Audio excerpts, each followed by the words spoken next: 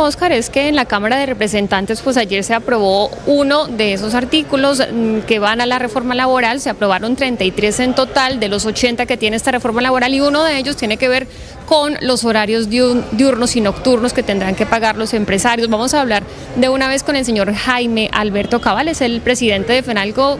Señor Cabal, gracias por estar con nosotros. Bueno, un saludo muy especial para todos ustedes en Blue Radio. Muchas gracias por la oportunidad de hablar de este importante tema para el país. Y es que, señor Cabal, de los 33 artículos aprobados, tal vez ese es el que tiene mayor importancia y resonancia en los colombianos, porque dicen, mire, a ustedes si trabajan después de las 7 de la noche le van a pagar horas nocturnas. Esto no pasaba hasta ahora, o hasta ahora no pasa porque se le paga a partir de las 9 de la noche como hora nocturna. Ustedes desde FENALCO, ¿cómo reciben esta aprobación, el primer paso, ¿no?, en la Cámara de Representantes? Bueno, la verdad yo me quisiera referir primero al comentario de Oscar, ahora que hablaba, porque la verdad es que entidades tan serias como Fedesarrollo o la Facultad de Economía de la Nacional de los Andes hicieron en esa época unos estudios muy válidos en los cuales se precisó de que efectivamente sí se generó empleo, tal vez no el que se debía generar en la magnitud, pero también hubo un resultado muy importante, y es que se redujo la informalidad de mucha gente que trabajaba en horas después de las 6 de la tarde, que lamentablemente pues estaban dentro de una modalidad informal. Y ahora, respecto al tema de la aprobación de la Cámara, este es un artículo de muchos que van a venir, que encarece considerablemente los costos laborales y que tiende a mejorar a aquellos que gozan de trabajo hoy, que seguramente están muy contentos, y eso es válido porque se les mejora sus condiciones, pero que deja por fuera la posibilidad de generar empleo a los más de 2 millones de desocupados y más de 2 y pico millones de informales que hay en Colombia. Porque en la medida que se encarecen los costos laborales, se hace más difícil la contratación porque es más onerosa. Antes, por el contrario, esto va a tener una redundancia en sectores que trabajan mientras que la gente descansa, como se dice, que son los que trabajan de noche. Ahora está en curso la aprobación del incremento de los dominicales del 75% al 100%. Hay otros temas que van a encarecer los costos laborales, como el incremento de las semanas de la paternidad masculina, e igualmente el tema de los aprendices del SENA, que se quiere volver contrato laboral. Y al final, pues anoche comenzó una cascada de incrementos de costos laborales, y yo quisiera explicarlo con un ejemplo muy claro, que además lo hemos trabajado no con los grandes empresarios, que de pronto pueden tener el pulmón para absorberlo, pero es que los micro, pequeños, medianos empresarios, que son el 93% del país, esto les va a significar en total un incremento entre el 18 y el 30% de los costos. Pero precisamente el que se aprobó ayer, le voy a poner este ejemplo. Ese incremento va a significar 8.9%. Y quiero hacerlo muy pedagógicamente para todos los oyentes. Cojamos un salario cualquiera de 2 millones de pesos, o el mínimo, bueno, 2 millones de pesos.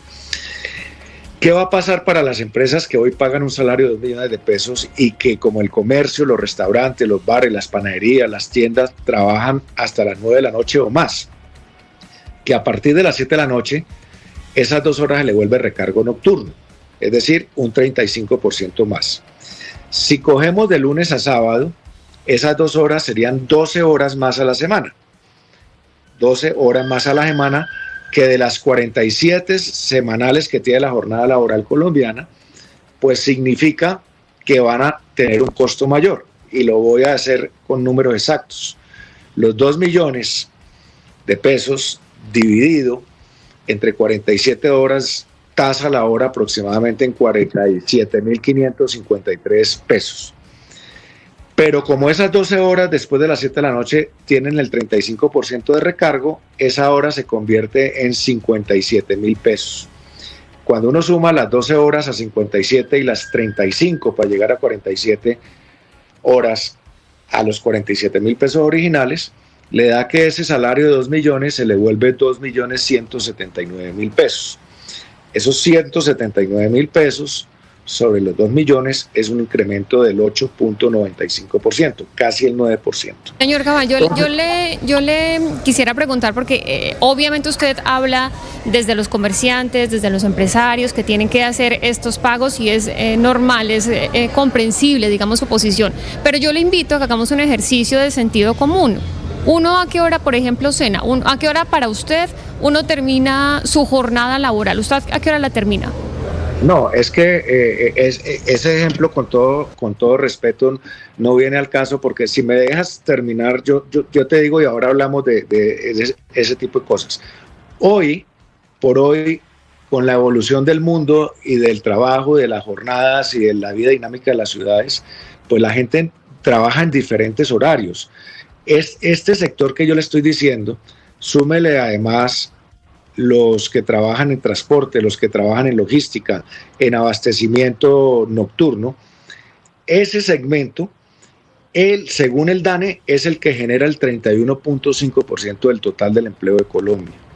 Entonces, el llamado que nosotros le hemos hecho a los congresistas es, ojo, ahí se va a producir una destrucción de empleo, porque muchos no van a poder sostener ese incremento de los costos laborales. Le va a tocar reducir nómina, dejar de contratar temporalmente en las noches. Es decir, ahí hay un impacto muy importante. Y no es la hora de cenar, porque mucha gente prefiere tener ingresos en su casa a ir a cenar a las 6 de la tarde, a las 7 o a las 8. Es decir, muchos cenan inclusive antes, a las 6 o a las 10. Ese es un tema, pero lo que se necesita en Colombia es trabajo, empleo, y estamos viendo una situación donde el desempleo ya está creciendo al 9.9%. Se han producido, según el último informe del DANE, 164,000 nuevos desempleados. Entonces, el punto es la masa crítica de Colombia. Ahora, no dejo de desconocer que muy bueno para los que hoy gozan de trabajo ese ingreso adicional. Pero como eso no va a ser sostenible, pues va a ser pan para hoy y hambre para mañana. El Banco de la República y Fedesarrollo han tasado en que esto va a producir en el primer año de aplicada la reforma más o menos 450,000 nuevos desempleados en el país. Sí, pero mire, doctor Cabal, yo al comienzo de la charla citaba el caso de la reforma que se llevó a cabo en el gobierno del doctor Uribe, el primer gobierno del doctor Uribe, y efectivamente la apuesta por formalizar el empleo en Colombia fue muy grande, muy ambiciosa, y también mejorarle las condiciones para que quienes tuvieran ese músculo financiero para generar empleo pudieran también cumplir con esa meta. Pero esta expresión que utilicé yo de que el presidente Uribe al final dijo que no se dieron los resultados tan ambiciosos como se consideraron, al final no se dieron. Pero lo que le quiero contar ahora a propósito de esta reforma, doctor Cabal, es cuál es la propuesta entonces. Oscar, es discutible porque Fedesarrollo, la Universidad de los Andes, la Universidad Nacional hicieron estudios donde, si bien es cierto no se dieron en la magnitud, y en eso usted tiene razón, sí ayudó a que creciera el empleo y ayudó a que se redujera la informalidad. Pero sí, es que esta medida lo que va a hacer es que va a ser más difícil contratar más gente por el costo.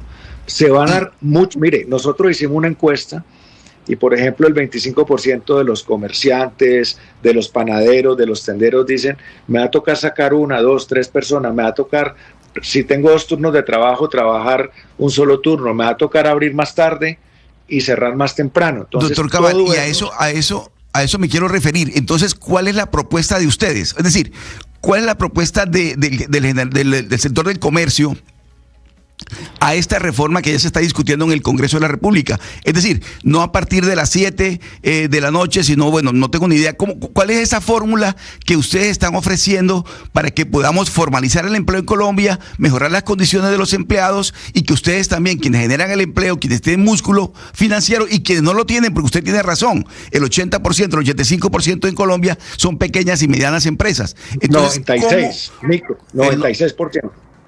Bueno, el 96%. ¿Cuál es la fórmula, doctor Cabal? ¿Qué proponen ustedes? Mira, Oscar, muy importante su punto.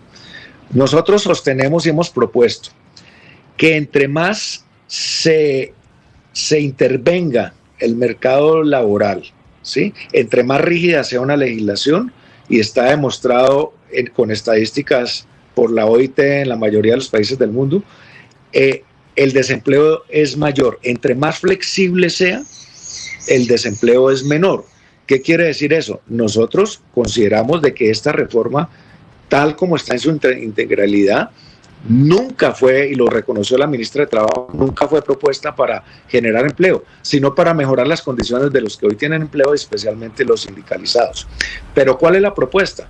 Flexibilización. ¿Por qué reducir lo que ya hoy el mundo gira alrededor de ciudades 24 horas? Hoy la gente trabaja de día, de noche, de acuerdo con los oficios, de acuerdo con la evolución de la tecnología, los diseñadores. Es decir, la jornada laboral diurna se inventó por allá en los años 40 o 50, cuando obviamente no había ni siquiera energía. Y obviamente las jornadas tenían que terminar cuando llegaba la noche, pero hoy en día la gente puede trabajar desde su casa, desde cualquier parte, a cualquier hora. Lo importante es que haya ingresos. Nosotros, por ejemplo, propusimos en el gobierno del presidente Duque, y nunca se llevó a cabo, de que la jornada laboral, es decir, que Colombia tenía que llegar inclusive a la modalidad de permitir el trabajo por horas con todas sus prestaciones sociales proporcionales a las horas trabajadas, pero que tuviera movilidad. Hay países en Europa, hay países como Estados Unidos, hay otros países en América Latina que tienen más flexibilidad, que la tasa de desempleo es mínima y tienen el trabajo por horas. Y eso no es precarizar el trabajo como la izquierda colombiana lo ha querido vender. Eso no es cierto. Eso es generar oportunidades para que todos los colombianos tengan trabajo. El gran drama de Colombia históricamente ha sido el desempleo, y se debe porque la legislación laboral nuestra siempre ha sido una legislación laboral retrógrada, una legislación laboral antigua que no interpreta las necesidades del mundo moderno. Vaya y le pregunta, le termino con esto, vaya y le pregunta a un joven, a un emprendedor, si a él le interesa lo de la jornada laboral o no. El mundo moderno cambió, la tecnología hizo cambiar al mundo, y eso hace que estamos retrocediendo 30 o 40 años con esta reforma laboral que está sesgada ideológicamente totalmente, y que está hecha entre los sindicatos y el gobierno, porque nunca tuvieron en cuenta al sector empresarial, nunca concertaron esta reforma, con lo cual tiene un vicio de inconstitucionalidad que dice que cualquier reforma laboral en Colombia tiene que ser concertada en la Comisión de Concertación Laboral, donde está gobierno, trabajadores y empresarios, y eso nunca se hizo. ¿Habrá usted oído a una de las ponentes de la reforma, a María Fernanda Carrascal, diciendo en la exposición de motivos que, eso lo entendí yo, que la utilidad neta promedio de todos los sectores económicos del país está en el 25%? Eso es falso. Sí, es más, doctor Cabal, déjeme terminar. Es que yo no le estoy diciendo que déjeme terminar. Déjeme preguntar. Sebastián, yo no estoy diciendo que sea, yo no estoy diciendo que sea verdad. Pero es que yo estoy introduciendo la pregunta y usted ya me salta. Vale. Entonces lo que a mí me interesa saber es, de los datos que usted tiene, ¿cuál es la utilidad neta actualizada del sector comercio?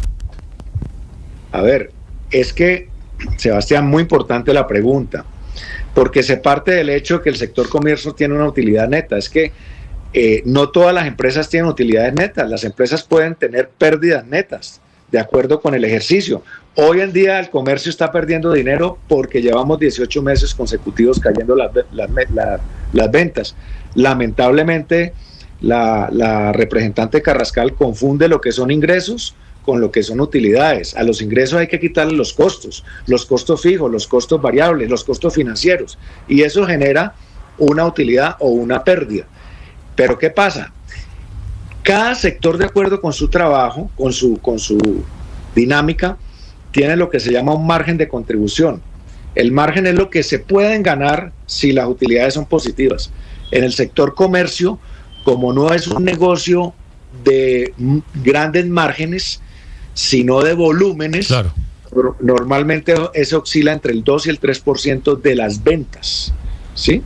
Pero en las pequeñas y medianas empresas muchas veces es negativo, o en el caso de los tenderos, hoy en día, que han perdido entre 15 y 25% de sus ventas gracias al impuesto. Pero si se compara el sector comercio con otros sectores del país, financiero, industria, claro, hidrocarburos, es de los márgenes más pequeños. Es correcto, Sebastián. Por ejemplo, no puede compararse con el margen que tiene el sector financiero, un banco, con el que tiene Obviamente el comercio, que es intensivo en mano de obra. Es que vuelvo y digo que el clúster del comercio en Colombia genera el 31.5% del empleo en el país. Y le digo otra cosa más, Sebastián, que los oyentes o los quienes están viendo el programa tienen que tener en cuenta. El comercio es el que más empleo genera en los dos segmentos que más tasa de desempleo tienen en Colombia, que son los jóvenes con el 17.9% y las mujeres con el 13.9%. Entonces, si se marchita una actividad como el comercio por el exceso de costos laborales, pues obviamente estos dos segmentos son los que más van a sufrir y los que más consecuencias negativas van a tener. Pero le aclaro otra cosa, es que este 8.9 que estoy demostrando con números se puede incrementar tremendamente si se aprueba el artículo de pasar el sobrecosto o el recargo de festivos y dominicales, que hoy es del 75%, si se pasa al 100%, es un 25% más de incremento de costos. Entonces, coja una panadería de barrio. ¿Cuándo vende más una panadería de barrio? O temprano en la mañana, o después de las 6 de la tarde y en la noche, los sábados y los domingos, y los festivos, o una tienda, o usted igualmente coge cualquier otro negocio, como le decía, un restaurante, una cafetería, que abre hasta las 9, 10 de la noche, o que abre sábados y domingos, festivos, pues ellos van a llevar el peso de las consecuencias de esta reforma. Señor Cabal, hace unos minutos usted dijo que nadie, pues que no había habido ningún tipo de concertación, ninguna mesa de concertación en que se hubiera convocado a FENALCO, y en ese sentido, pues le quiero hacer la pregunta. Primero, ¿no hubo absolutamente ningún espacio de concertación? O sea, ¿usted considera que no hubo ningún espacio de concertación? ¿No los invitaron o fue que en los espacios de concertación ustedes no se sintieron escuchados? Y en ese sentido, ¿usted le reconoce algo a esta reforma que sea positivo? Mira, muy importante la pregunta también, porque es bueno diferenciar en lo que es concertar y lo que es dialogar. Nosotros fuimos invitados a unas mesas técnicas, expusimos argumentos van, argumentos ven. Pero una concertación es cuando se coge el proyecto de ley antes de ser radicado en el Congreso, artículo por artículo, y se trata de quitar lo malo y mejorar lo bueno, o se trata de llegar a un acuerdo y dice, bueno, si este es el espíritu de la reforma, esto lo podríamos hacer así, así, así. El Ministerio de Trabajo hizo unas mesas técnicas, pero nunca, y hubo una reunión de diálogo en la Comisión de Concertación, pero nunca se concertó. Cuando le planteamos a la ministra que había que concertar, unilateralmente el 16 de marzo del año 2023 radicó la primera reforma, que fue la que se hundió, y luego tuvo 2 meses para volver a concertar y tampoco lo hizo. Entonces, ese es un cuentazo que se inventan muchas veces para justificar de que sí hubo concertación.